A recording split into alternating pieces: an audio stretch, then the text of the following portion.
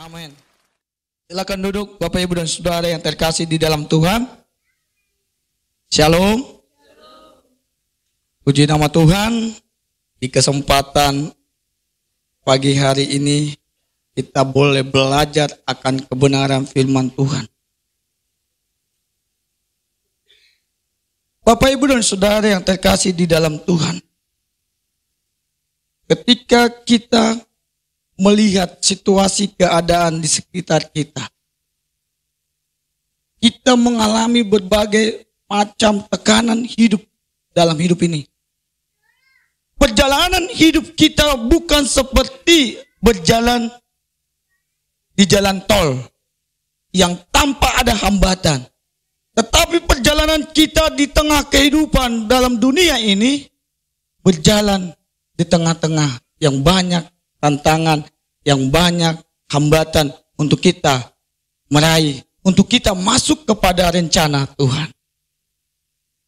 Mari kita membuka Alkitab kita di dalam 2 Tawarik ayat yang ke-15, ayat yang ke-7. 2 Tawarik 15 ayat yang ke-7. Demikian firman Tuhan untuk kita boleh renungkan. Tetapi kamu kuatkanlah hatimu, jangan biarkan tanganmu melemah, karena ada upah bagi jerih payahmu. Ada upah bagi jerih payahmu. Jangan lemah. Tetapi hidup kita harus bersemangat. Bapak, Ibu, dan Saudara yang terkasih dalam Tuhan, tema pada hari ini adalah berkobar-kobar di dalam Tuhan. Kata berkobar ini sulit untuk kita lakukan dalam hidupan. Apalagi dalam situasi, kondisi, di dalam tekanan, masalah.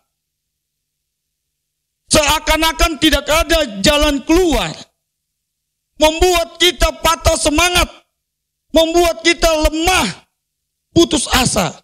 Sehingga Bapak, Ibu, dan Saudara, Yesus mengikrarkan dalam 2 Korintus 2 ayat 14. Namun syukur bagi Allah yang dalam Kristus selalu memimpin kami di jalan kemenangannya dengan perantaraan kami ia menyebarkan keharuman pengenalan akan Dia di mana-mana. Rasul Paulus menyampaikan kepada jemaat di Korintus bahwa kita sebagai orang-orang Kristen tidak boleh frustasi, tidak boleh lemah, tidak boleh mundur, tetapi kita harus bersukacita. Kita harus bersemangat, bergelora dalam mengiring Yesus, dalam mengikuti Tuhan. Bapak, Ibu, dan Saudara, ini yang mau disampaikan Rasul Paulus bagi kita. Sebagai anak-anak Tuhan, jangan kita frustasi, jangan kita putus asa, jangan kita melemah di dalam pengiringan kita kepada Kristus. Kenapa? Bahaya, Bapak, Ibu. Seorang nabi yang terkenal, Elia. Siapakah Elia? Seorang nabi yang bisa membunuh 450 Baal. Tetapi ketika dia mendapatkan berita dari seseorang bahwa Isabel akan membunuh dia dengan tangannya, apa yang terjadi? Apa yang dilakukan oleh Elia? Dia lari, dia kabur, dia ketakutan. Semangatnya yang mengalahkan 450 Baal. Down. Hilang. Dia pergi ke Gunung Horeb. Untuk apa? Untuk bersembunyi. Untuk apa? Untuk menghindari pencarian daripada pasukan ataupun pesuruh daripada Isabel yang ingin membunuh dia. Sampai-sampai Bapak, Ibu, karena dia putus asa, karena dia lemah, tidak bersemangat. Coba kita buka di dalam 1 Raja-Raja 19 ayat 4. Ini ungkapan kekecewaan, keputusasaan daripada seorang nabi karena dia patah semangat. Tetapi ia sendiri masuk ke padang gurun sehari perjalanan jauhnya, lalu duduk di bawah sebuah pohon ara. Kemudian ia ingin mati. Katanya, cukuplah itu. Sekarang ya Tuhan, ambillah nyawaku. Sebab aku ini tidak lebih baik daripada nenek moyangku. Ini akibat orang-orang yang tidak punya semangat hidup. Bapak, Ibu, dan Saudara. Maka firman Tuhan mengingatkan hidupan kita untuk tetap berkobar-kobar di dalam Tuhan. Jangan kita melemah oleh karena persoalan, masalah yang kita hadapi. Ketika tidak ada semangat itu dalam hati kita, maka kita akan stop melakukan segala sesuatu. Karena tidak ada lagi semangat dalam hidupan kita. Seumpama Bapak, Ibu, dan Saudara mau naik sebuah puncak. Tapi Bapak Ibu sudah menyerah. Kira-kira Bapak Ibu yang menyerah, yang tidak punya semangat untuk naik melihat suasana yang indah itu, sampai tidak kepada tujuan ketika tidak ada semangat. Nggak akan sampai. Tetapi orang-orang yang punya semangat ingin melihat keindahan alam yang luar biasa. Dia mau naik ke puncak. Saya harus sampai kepada puncak itu. Maka dia akan melakukan berbagai usaha. Dia tidak akan pernah menyerah. Dia tidak akan pernah mengatakan kalah. Tetapi dia akan maju terus, pantang mundur. Semangatnya bergelora, semangatnya membara di dalam hatinya. Saya ingin sampai kepada puncak. Sama halnya seorang pendaki gunung. Kalau mereka tidak punya semangat untuk naik ke puncak itu, tidak akan mungkin mereka naik mendaki gunung. Tetapi karena ada semangat, keinginannya yang luar biasa untuk sampai kepada puncak itu, maka dia melakukan segala usaha. Untuk menjadi orang yang bersemangat, harus selalu optimis, pantang menyerah, pantang putus asa. Apapun situasi, apapun kondisi kita percaya bahwa Allah turut bekerja dalam segala kehidupan. Roma 8 ayat 28 dikatakan, percayalah bahwa Allah turut bekerja mendatangkan segala yang terbaik, yang terindah di dalam kehidupan kita. Bagi siapa? Bagi orang-orang yang mengasihi Dia. Lalu kenapa kita sebagai orang-orang yang tebusannya, orang-orang yang dikasihinya, kita menyerah?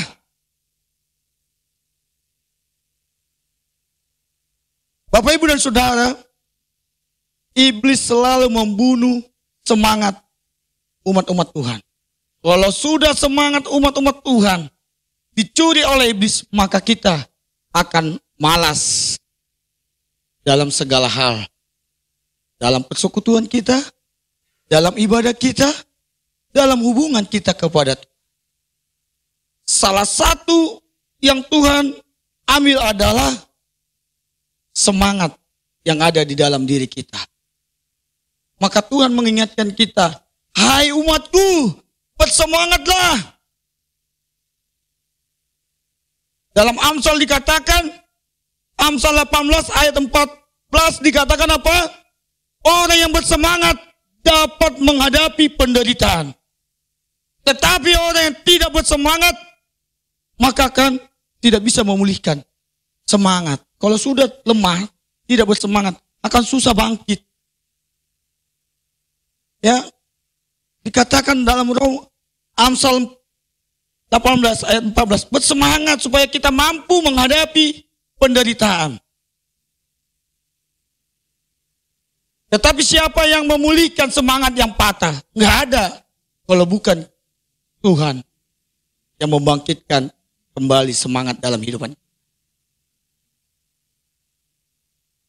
Apa yang perlu kita lakukan supaya kita tetap bersemangat? Memiliki keberanian untuk mengambil resiko. Problema masalah boleh terjadi, tetapi kita harus hadapi, harus selesaikan setiap persoalan masalah dalam kehidupan ini. Bapak Ibu, kalau kita baca dalam Daniel 3 ayat 17 sampai 18, di mana mereka tidak mau menyembah patung yang dibuat oleh raja.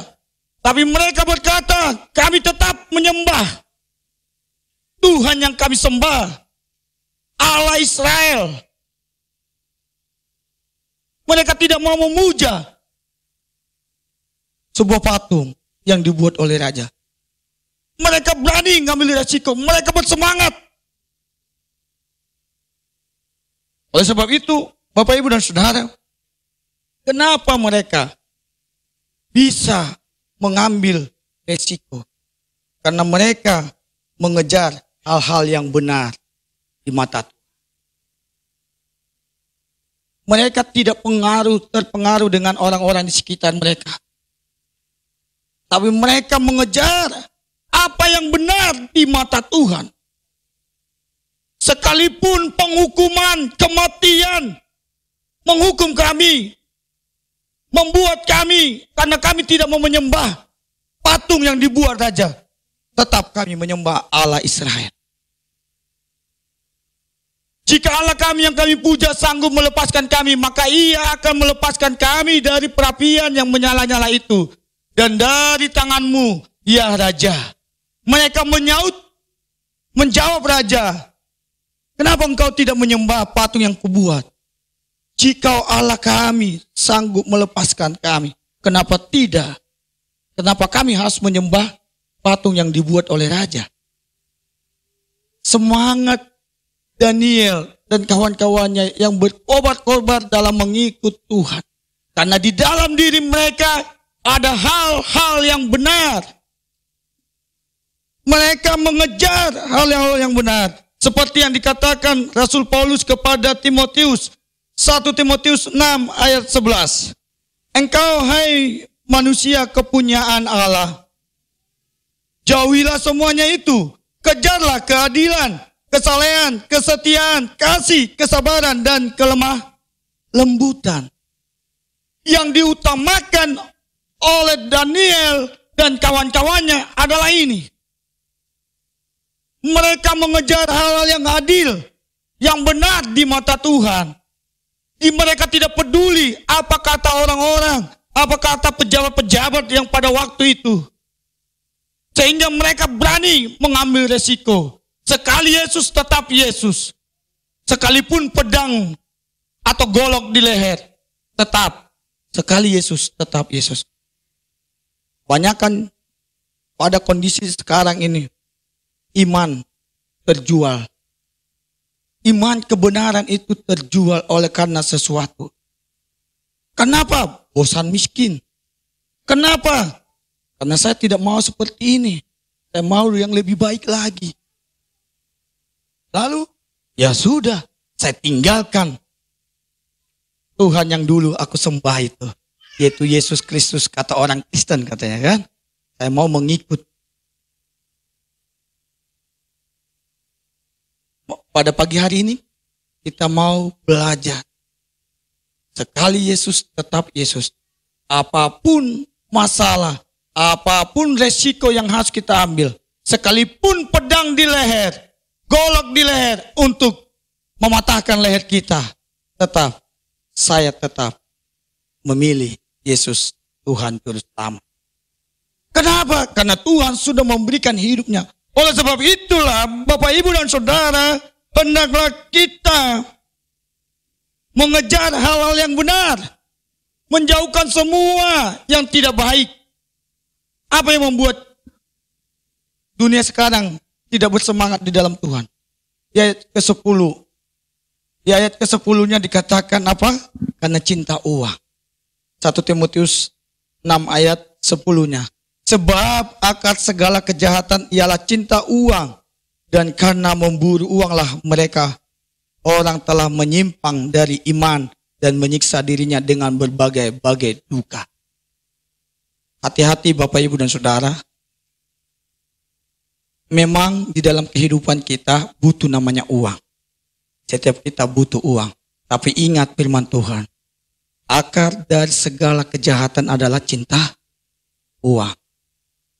Tuhan sudah siapkan berkat-berkat bagi kita. Jangan pernah kita melupakan Tuhan, kita mengejar uang. Maka apa? Berbagai-bagai duka yang terjadi jikalau kita mengejar sesuatu yang ada di dunia ini. Tetapi kalau kita mengejar kepada kehidupan yang kekal, apa yang menjadi tujuan hidup kita, maka kita akan menikmati janji-janji Tuhan. Dunia menawarkan berbagai hal yang membuat iman kita jatuh. Dunia menawarkan berbagai hal yang indah, yang baik, yang manis, yang membuat semangat kita dalam mengikut Yesus lemah. Ada banyak siasat yang dilakukan iblis untuk menjatuhkan kita. Iblis selalu mencari celah bagaimana setiap kita orang-orang yang percaya, yang mengasihi Tuhan, yang mencintai Tuhan, jatuh. Oleh sebab itu, waspadalah, setialah dalam ibadah, setialah dalam persekutuan, bangunlah hubungan pribadi kita dengan Tuhan. Sebab di dalam Dia ada kekuatan. Maka segala tantangan, persoalan, masalah yang kita hadapi seberat apapun, jikalau Tuhan ada di pihakku, maka tidak ada seorang pun yang dapat bertahan. Yosua 1 ayat 5 mengatakan, aku akan menyertai engkau. Tidak ada seorang pun yang dapat bertahan melawan engkau. Sebab aku menyertai engkau sebagaimana aku menyertai Musa. Oleh sebab itu Bapak Ibu dan Saudara yang terkasih dalam Tuhan, kobarkan semangatmu di dalam Tuhan. Jangan pernah menyerah, jangan pernah putus asa, tetapi kejarlah sesuatu yang benar di hadapan Tuhan. Jangan sampai kita menjual iman kita. Jangan sampai kita menjual kekristenan kita. Tapi kita harus berpegang teguh kepada iman kita kepada Yesus. Karena Dia Allah yang hidup. Terlalu rendahnya kita jikalau iman yang kita miliki kita jual dengan harta kekayaan, dengan kesenangan di dunia. Betapa kita umat-umat Tuhan yang sangat tak bernilai. Tetapi kalau kita tetap pelihara, kita jaga iman kita, maka kita adalah berharga di mata Tuhan. Bapak Ibu dan Saudaraku yang terkasih dalam Tuhan, terkadang kita merasa bete, merasa aduh Tuhan itu jauh. Seakan-akan Tuhan itu tidak peduli atas kehidupan kita. Seperti yang dihadapi Elia. Dia merasa sendirian. Dia merasa Allah itu tidak peduli. Dia merasa gagal, tidak bisa membuat bangsa Israel bertobat. Tetapi pada akhirnya Bapak Ibu, apa yang terjadi? Kenapa Tuhan tidak mengerjakan sesuatu yang diinginkan Elia? Karena Tuhan lagi mempersiapkan segala sesuatunya. Dan pada akhirnya Elia diperintahkan, Elia pergilah kamu ke sana. Tabiskan ini sebagai raja ini. Tabiskan ini jadi nabi menggantikan engkau. Supaya bangsa Israel bertobat. Dalam kehidupan kita pun terkadang demikian Bapak Ibu. Ada proses, ada waktu untuk menyatakan karya mujizat Tuhan dalam kehidupan kita. Apakah kita tetap bertahan dalam pengujian daripada Tuhan, ataukah kita mundur dengan berbagai persoalan yang Tuhan izinkan terjadi dalam kehidupan kita. Oleh sebab itu kita tetap berkobar-kobar dalam melayani Tuhan, dalam menjalani kehidupan ini. Jangan patah semangat, tetapi yakinilah bahwa Tuhan menolong setiap kita. Bagian yang kedua yang perlu kita pelajari, sikap yang tidak mau menyerah, Bapak Ibu. Bagaimana hidup kita dapat berkobar? Apa yang kita lakukan? Memiliki sikap yang tidak mau menyerah. Belum berperang, sudah menyerah. Itu pengecut. Itu orang yang tidak punya iman. Tetapi orang yang tidak mau menyerah sebelum melakukan, maka itu adalah orang-orang yang beriman.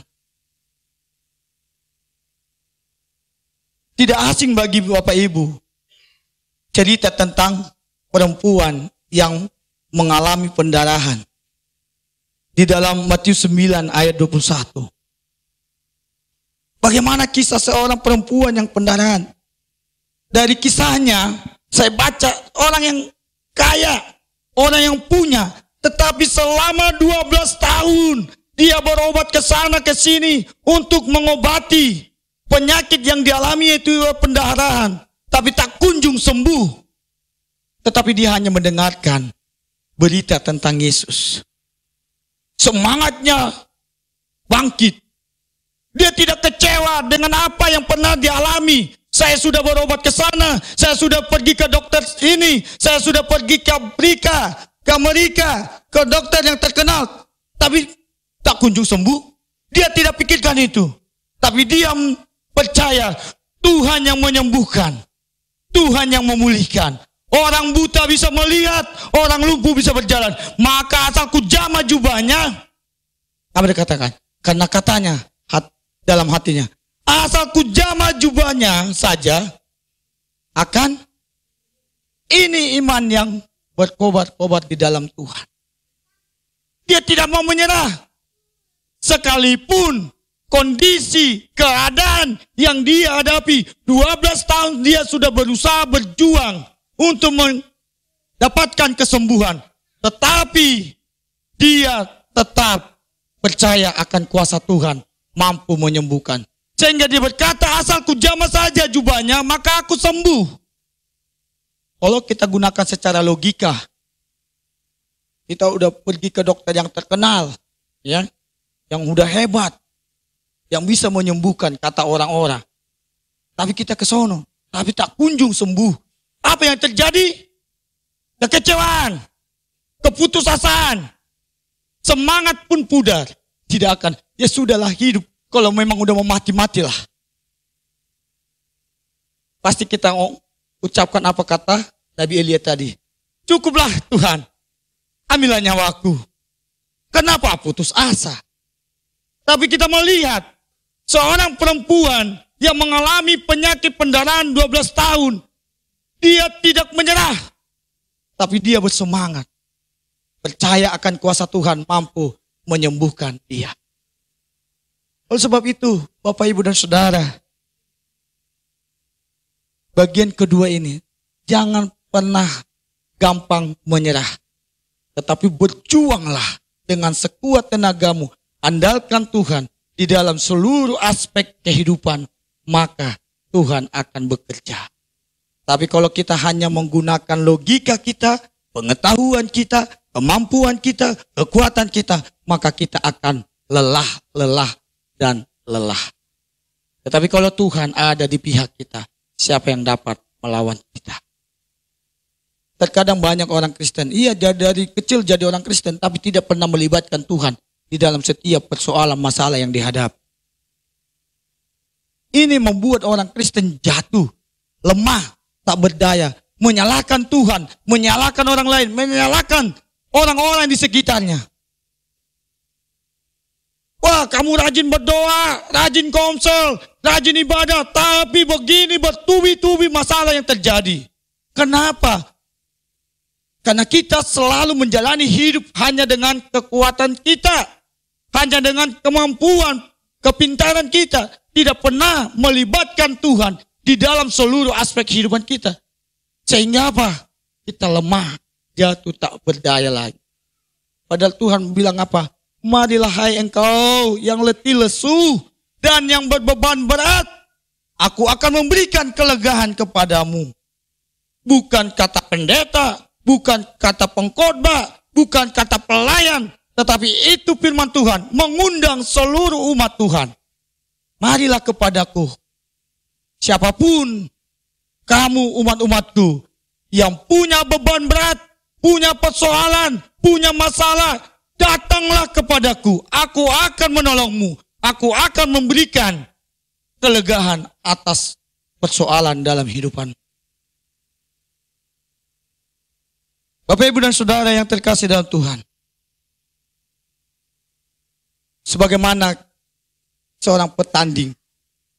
Kita ini seorang yang sedang bertanding mempertahankan iman kita. Orang olahragawan mengikuti apa? Aturan. Dalam sebuah pertandingan ada aturan yang harus ditaati. Jikalau tidak mengikuti aturan, tidak taat, maka akan disingkirkan. Tidak masuk dalam pertandingan. Maka seorang petanding itu menjadi orang yang berhasil, orang yang sukses, orang yang kuat, dia melatih dirinya. Dia mengikuti apa kata pelatihnya. Dia mengikuti aturan. Dia taat. Sampai pada akhirnya dia mendapatkan sesuatu yang dia mimpikan. Kadang kita, firman Tuhan sudah mengajarkan kita ini, itu. Tapi kadang kita, bukan begitu. Sepertinya seperti ini. Kita menggunakan logika. Kita menggunakan akal pikir kita. Tapi pagi hari ini mengingatkan kita bertanding dengan benar. Sebagaimana dikatakan di ayat 12.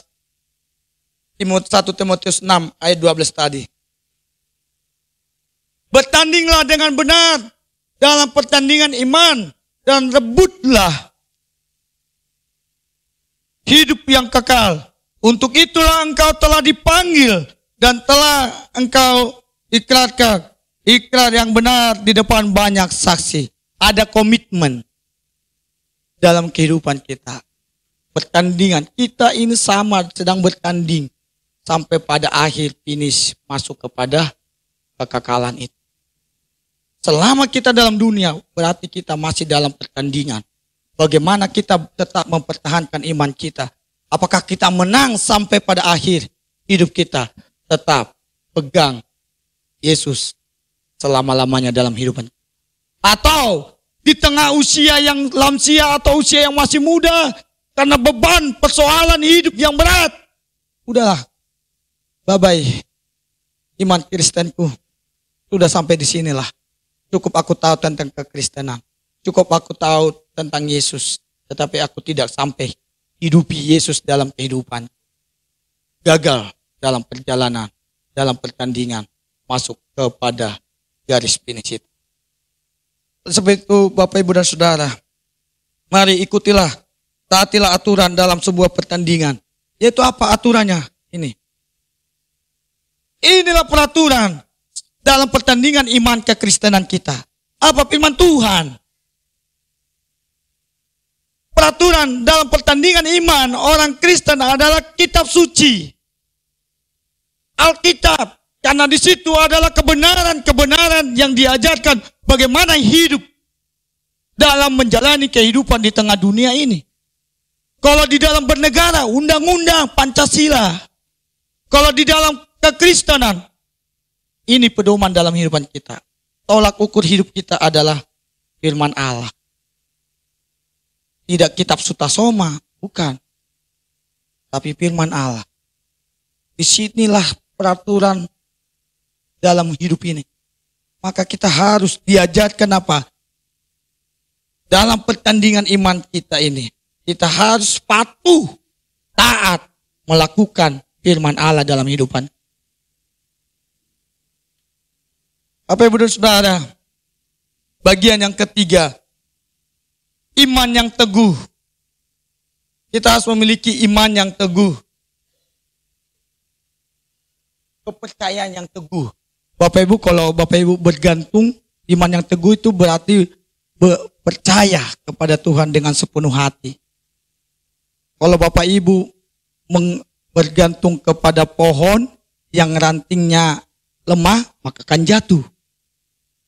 Tetapi kalau Bapak Ibu bergantung, kalau saya dulu di kampung, seringkali saya cantolkan kaki kepala ke bawah, nyantol di mana? Di pohon jambu, jambu biji. Karena kuat itunya batangnya, sekalipun dia kecil, tapi bisa menahan berat tubuh kita. Seringkali waktu di kampung kita ini, ada teman gantung, masih bagus itu rantingnya, dia gantung jatuh ke bawah, sakit kepalanya. Kenapa?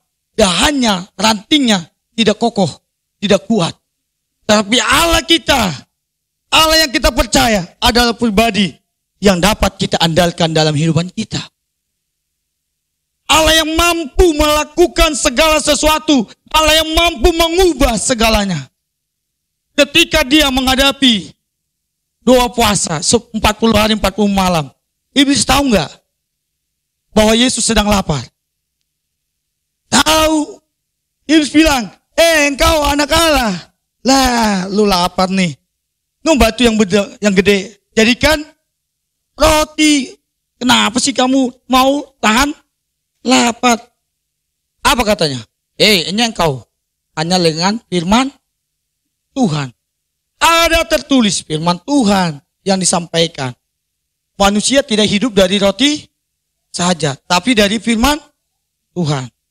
Artinya Bapak Ibu, dalam hal ini saya kutip begini. Bapak Ibu mengajarkan kita untuk berpuasa. Manusia tidak hidup dari roti saja, tapi dari firman Tuhan. Artinya membangun hubungan dengan Tuhan ada kekuatan dalam hidup lewat puasa kita. Coba Bapak Ibu kalau puasa langsung yang punya asam lambung, kira-kira wah asam lambungku nanti kumat, itu logika manusia. Tapi kalau kita percaya akan kuasa Tuhan, mampu memberikan kekuatan bagi kita, maka seperti yang dikatakan Allah, yaitu Yesus Kristus. Manusia tidak hidup dari roti saja, tapi dari firman Allah. Firman Allah yaitu Allah sendiri yang memberikan kekuatan bagi kehidupan kita. Iman yang teguh. Ya. Setelah Rasul Paulus bertobat, dia memiliki iman yang teguh. Tetap percaya kepada Yesus. Dia malah menjadi apa? Menjadi pribadi yang menyampaikan Injil keselamatan itu bagi semua wilayah yang ada. Bagaimana dalam kehidupan kita? Di dalam menghadapi persoalan, di dalam menghadapi kehidupan ini, apakah kita tetap percaya Yesus segala-galanya dalam hidup? Filipi 4 ayat 13 katakan apa? Segala perkara dapat kutanggung di dalam Dia yang memberikan kekuatan kepadaku. Ini bukan sebuah tulisan, tapi ini firman Allah. Segala perkara dapat kutanggung di dalam Dia yang memberikan kekuatan kepadaku. Terkadang ini diabaikan oleh umat-umat Tuhan. Menganggap ini hanya sebuah tulisan. Menganggap hanya sebuah kitab. Tidak mengimani bahwa firman ini berkuasa atas hidup. Sehingga tidak mampu, tidak kuat, tidak bersemangat lagi menjalani kehidupan. Rasul Paulus mengatakan dia menghadapi kehidupan yang pahit dalam pelayanannya.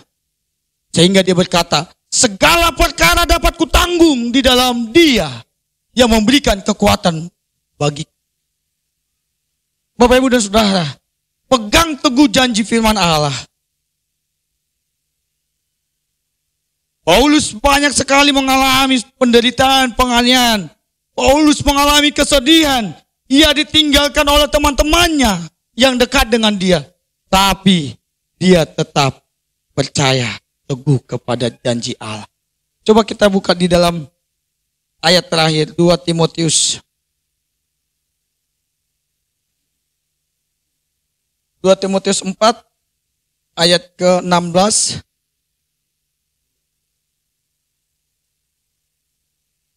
Pada waktu pembelaanku yang pertama tidak seorang pun yang membantu aku. Semuanya meninggalkan aku.